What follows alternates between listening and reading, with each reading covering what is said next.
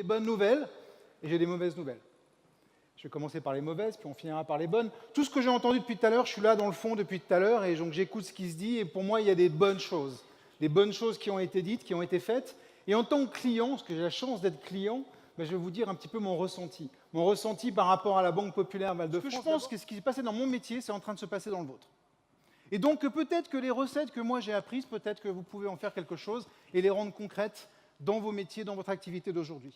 Le point commun entre ces deux activités, la première, c'est que les enfants nés en 2017 ne passeront pas leur permis de conduire. Dans 20 ans, ces deux activités auront disparu. Il n'y aura plus d'auto-école parce que les voitures seront autonomes. Dans 20 ans, le métier de radiologue aura disparu. Pourquoi? Parce qu'aujourd'hui, vous avez des téraoctets de bases de données de diagnostic comparables en quelques secondes et le métier de radiologue va être bouleversé. Ces gens-là vont voir leur vie bouleversée et vont être changés, vont être bousculés. Ces gens-là ne font que ça. Ils s'occupent de leurs clients, de leur bien-être au quotidien. Ils ne pensent pas solution, ils pensent problème. Le problème, ce n'est pas d'acheter une perceuse. Le problème, c'est de faire un trou dans un mur.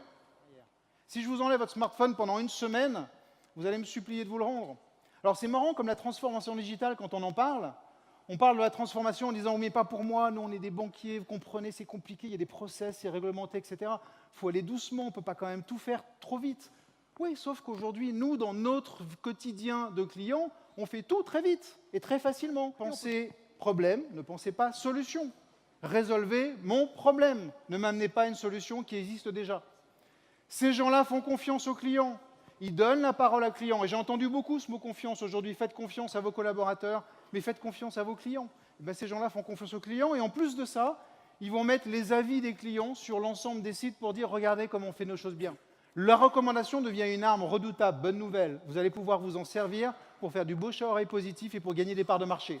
Et si vous savez comment ça fonctionne, vous allez être bien plus performant que vos concurrents. Le client est en train de changer les entreprises. Changer ou être changé.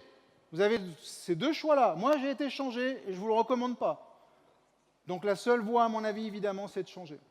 De changer pour reprendre conscience des problèmes du client. Dans l'hôtellerie, c'est très simple. Si j'augmente de 1% mon taux d'e-réputation sur TripAdvisor, j'augmente de 1,4% ma rentabilité. Je vais essayer, parce que je vous ai promis moins, de délivrer plus. Et si je fais ça, ben c'est mécanique. Promettre moins, délivrer plus. Zappos a fait des clients heureux. Comment il a fait des clients heureux? Parce qu'il a fait des employés heureux. On reboucle avec le management et les séquences que j'ai entendues tout à l'heure.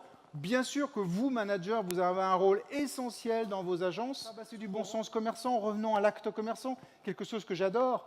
Je dis ça à toutes les grandes entreprises et vraiment sans être péjoratif dans ma bouche parce que je suis un commerçant. Revenez à l'acte commerçant. Offrez-moi un café quand je viens vous voir. Discutons. Pas du produit que vous êtes en train de me vendre, mais de l'activité, de la façon dont ça se passe. Alors j'étais super content, j'ai reçu un SMS de ma banque. Pour la première fois de ma vie. Lucie Blanchard. Vous l'avez à l'écran, j'ai fait une copie d'écran. M'envoie un SMS, elle me dit « Je vous rappelle votre rendez-vous avec Monsieur Vincent Baron de la Banque Populaire. » J'étais tellement content que j'y ai répondu.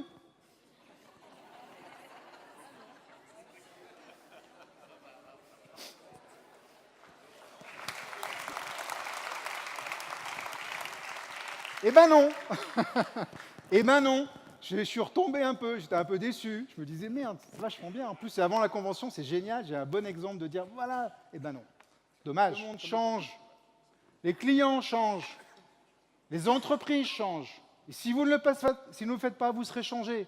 Et si vous étiez des e-commerçants agiles, authentiques et champions de la satisfaction client, ça pourrait être la Banque Populaire Val-de-France de demain. En tout cas, c'est tout ce que je vous souhaite. Merci pour votre attention.